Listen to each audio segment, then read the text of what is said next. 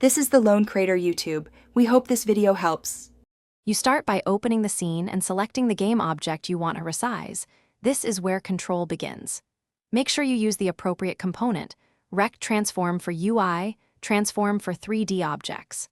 Once selected, inspect the inspector to confirm anchors, pivots, and scale values. Now set the scene view to a useful camera and enable the transform gizmo so you can drag handles accurately. This avoids accidental repositioning while you change size. You now choose whether to resize in local or global space and toggle the appropriate gizmo mode. This affects how axes behave. Next, either drag the scale handles for quick changes or type exact numeric values into the inspector for consistent results. When resizing UI, adjust anchors and pivot to preserve layout. When working with sprites or meshes, check any attached colliders and resize them too. Make sure to use snapping and hold constraint keys to make you finish by applying your adjustments.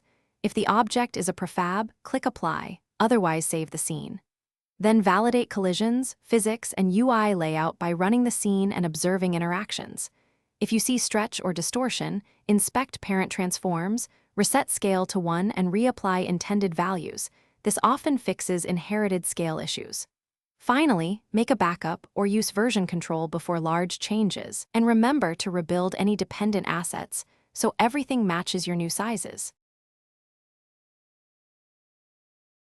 Thanks for watching. Consider subscribing if we helped you.